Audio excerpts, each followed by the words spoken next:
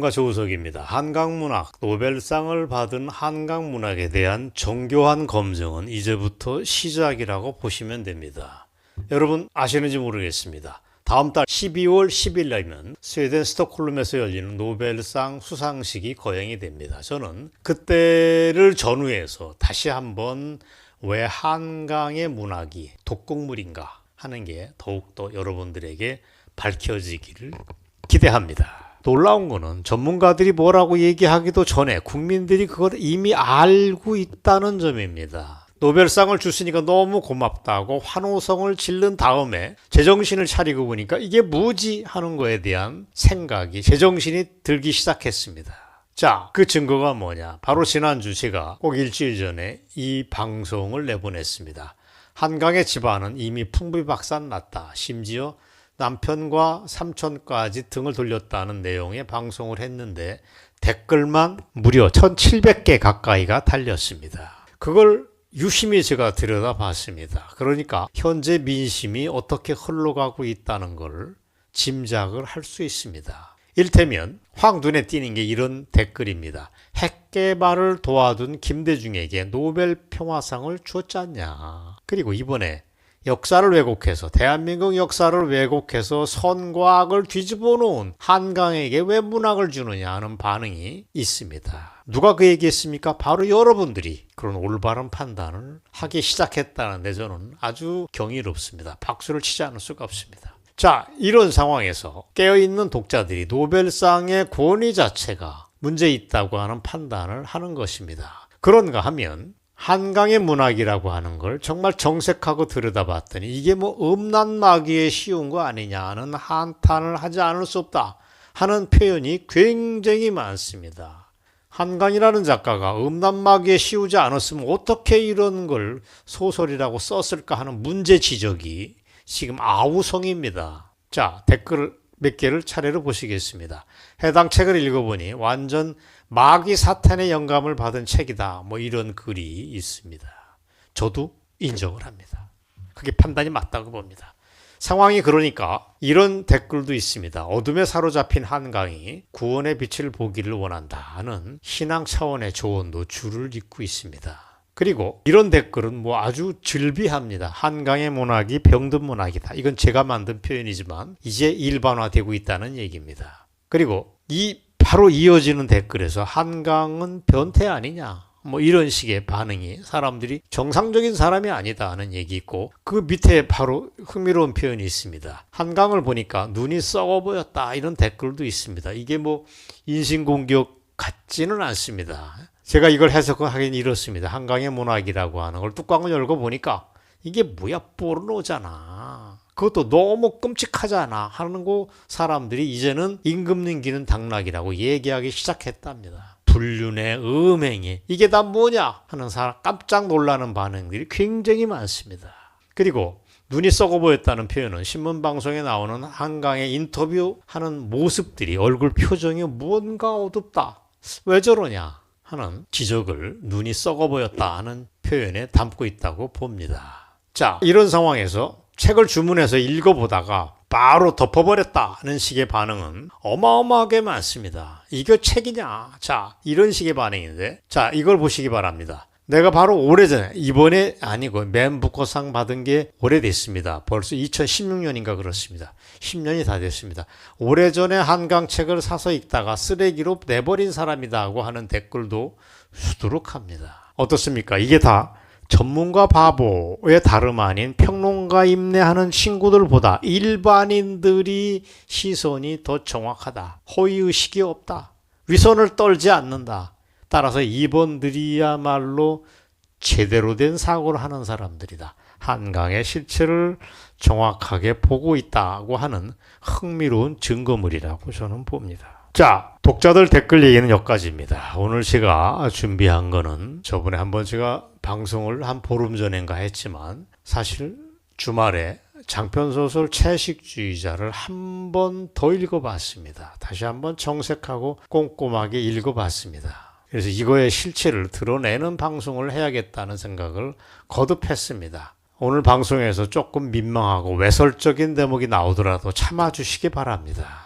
대체 뭐가 문제라서 한강문학이 음란마귀의 다름 아니다. 음란마귀에 쉬운 거 아니면 어떻게 이런 소설을 쓰느냐 하는 얘기가 거듭해서 나오는지 여러분이 그 배경을 알아야 됩니다. 그걸 눈을 통해서 여러분이 직접 확인해 보셔야 됩니다. 그래서 제가 그 책을 앞으로 남은 10분 사이에 여러분들에게 꼼꼼하게 읽어드릴 생각입니다. 다 아시겠지만 이 소설은 중편소설 3개가 합쳐진 연작소설이라고 합니다. 특히 문제가 외설 시비가 일어나는 건 2부입니다. 몽고 반점 그 대목입니다. 1부에서 이미 영해가 주인공인데 그 영해가 여기도 나옵니다. 1부에서 영해는 고기를 먹지 않고 그래서 자해소동을 벌이고 자기 손목을 긋고 그래서 정신병원을 들락날락하는 정신이 온전치 않은 사람으로 나옵니다. 자, 2부 몽고 반점의 시작은 그런 영예에게 정신이 온전치 않은 영예에게 엉뚱한 마음을 품은 형부가 접근하는 거로 스토리가 시작됩니다. 정신이 멀쩡하지 않고 마음이 닫혀있는 영예에게 형부가 접근을 한다. 뭐가 냄새가 나기 시작합니다. 즉 이게 뭐냐? 형부는 자칭 타칭 비디오 아트라는 걸 한답니다. 예술 합리하는 사람으로 설정이 되는데 그 형부가 영예에게 황당하게도 누드 모델을 해달라고 요청을 합니다. 그러면서 일이 벌어지기 시작합니다. 이때 형부는 영애의 엉덩이 왼쪽에 몽고 반점이 남아있다는 얘기를 언니한테 듣습니다. 그리고 그 얘기를 듣는 순간 어마어마한 예술적 영감을 얻는 것으로 책에 설정을 했습니다. 근데 이 참 한강의 책을 보면서 당혹스러운 게 한두 개가 아닌데 저는 이게 도대체 납득이 안 됩니다. 하품이 나는 헛소리라고 봅니다. 세상에 몽고 반점이 뭡니까? 그 푸르스름한 점이 있다고 그래서 거기에서 성적 자극을 받는다? 아니면 엄청난 예술적 영감을 얻는다는 설정 자체가 저는 생 억지라고 봅니다. 변태도 그런 변태가 없는 겁니다. 어쨌거나 소설의 설정이 그러니까 넘어가겠습니다. 그럼에도 실로 황당하게 형부는 추가로 제안을 합니다. 내가 처제 당신의 몸에 누드 모델을 하기 위해서 그 전에 온몸에 꽃을 그려넣겠다. 온몸에 보디 페인팅을 제안을 하겠다는 제안을 합니다. 이것도 깜짝 놀라고 상식에서 일어날 수 없는 일인데 형부는 그 제안을 합니다. 그러자 영애는 이 책을 보면 망설임 없이 오케이를 합니다. 이것도 웃깁니다. 상식이라면 흠칫 놀랐다거나 아니면 아이고 그거 못하겠다고 고사를 하다 나중에 할 수도 있다. 이런 설정을 하는 게 상식인데 한강한테는 이런 게 없습니다. 논스톱으로. 형부가 당신 누드 모델 해달라. 그 비디오에 담겠다. 그 전에 온몸에 바디 페인팅을 하겠다는 얘기를 하자 영애는 무조건 오케이 하고 받아들입니다. 상식을 뛰어넘는 세계다라고 말씀드리겠습니다. 기겁하게도 형부는 그걸 캠코더로 다 촬영을 합니다. 그때마다 캠코더 각도를 돌려가지고 다 촬영을 합니다. 자, 그래서 한강이 어떻게 책에다 묘사를 하는지를 여러분들에게 한 대목을 읽어드리겠습니다. 122쪽입니다. 여러분과 함께 읽겠습니다. 자, 이걸 유심히 보겠습니다. 붓이 스칠 때마다, 그러니까 형부가 보디 페인팅을 하는 붓으로 그릴 거 아닙니까? 붓이 스칠 때마다 간지러운 듯 미세히 떨리는 그녀의 육체를 느끼며 그는 전율했다. 형부 얘기입니다. 그것은 단순한 성욕이 아니었다. 무언가 근원을 건드리는 듯 계속해서 수십만 볼트의 전류에 감전되는 듯한 감동이었다라고 한강인은 씁니다. 여러분 어떻습니까? 저는 잘 납득이 안 됩니다. 가소롭습니다. 변태 중에 왕변태. 황당하게 짝이 없는 불륜의 현장을 단순한 성욕이 아니고 수십만 볼트의 감동이라고 그렇게 억지로 열심히 포장하는 한강이 딱하기만 합니다. 지저분합니다. 유치합니다. 더 정확하게 말씀드릴까요? 더러워서 못 보겠습니다. 에로티시즘이라는 게 정말 아름다운 거죠. 뭐가 문제 있습니까? 그러나 그것도 수준이 있습니다. 한강은 표현이 딸리는 작가라서 저급하기 짝이 없습니다. 무슨 수십만 볼트의 감동이라고 처제의 벌거벗은 몸에다 보디 포인팅 하는 게 무슨 100만 볼트, 수십만 볼트의 감동이라고 하는 얘기가 그냥 어처구니가 없습니다. 자, 앞에 설명했던 처제와 형부의 그렇고 그런 관계, 비디오 아트를 한답시고 옷을 벗기고 꽃을 그리고 그걸 찍고 하는 엽기에 또 엽기를 더하는 그런 세계가 바로 한강 몽고 반점이라는 중편소설의 특징입니다. 그래서 제가 중간 결론을 내렸습니다. 이 채식주의자라고 하는 소설의 세계는 한국 문학에서 유래가 드문 타락의 극치구나. 야, 이런 소설은 없습니다. 그리고 세계 문학사에서도 거의 유래가 없습니다. 타락, 충격, 더러움의 극치라고 보시면 됩니다. 자, 충격은 이제부터입니다. 형부는 처제에게 남자 후배 제이라고 하는 사람을 붙여줍니다. 그리고서 처제와 섹스를 요청을 합니다. 당신 몸에도 내가 보디 페인팅을 다 해줄 테니까 그 상태에서 섹스를 해다오라고 하는 요청을 하게 됩니다. 그러니까 우리 상상을 훨씬 뛰어넘는 난잡함이 이루어집니다. 자, 그 전에 형부가 마음속에서 이런 혼잣말을 합니다. 그것도 여러분과 함께 읽어보겠습니다. 형부가 이렇게 다짐을 합니다. 지금 내가 하는 거는 에로 영화 따위가 아니다. 그래서 섹스하는 신용만 캠코더에 잡아서는 안 된다. 정말로 삽입을 하도록 해야 한다. 그 교합된 성기를 담아낼 것이라고 혼잣말로 결심을 합니다.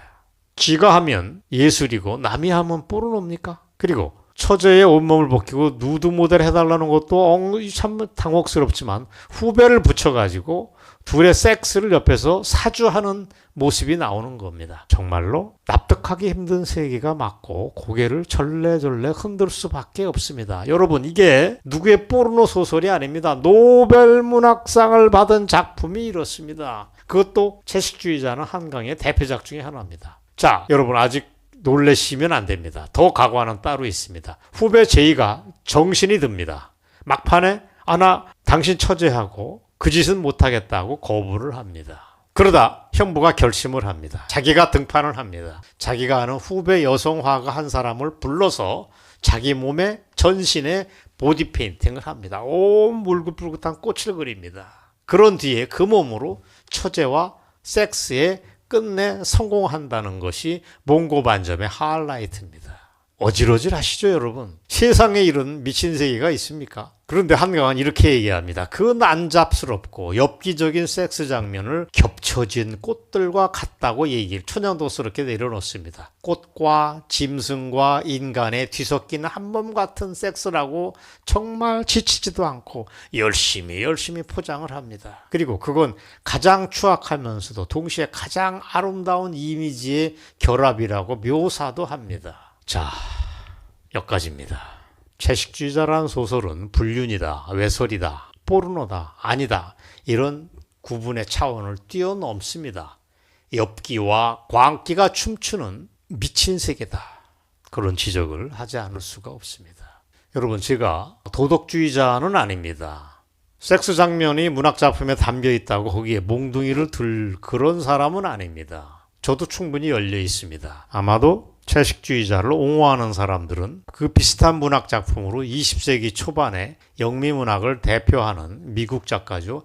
헨리 밀러의 북회기선을 떠올릴 수도 있습니다. 그래서 주말에 그 책을 제가 다시 한번 훑어봤습니다. 훗날 영화로도 만들어졌던 이 작품은 지금은 고전 반열에 올라가 있지만 그게 출간됐을 당시에는 노골적 성행위 묘사가 너무 많아서 금서 반열에 올랐습니다. 지금은 그 작품을 외설문학이다, 포르노라고 손가락질은 사람은 하나도 없습니다. 오히려 그 작품 속의 섹스 장면은 생명의 근원적인 에너지를 분출하는 문학적 표현으로 각광을 받습니다. 세월이 흘러서 그렇게 됐다라고 저는 보지는 않습니다.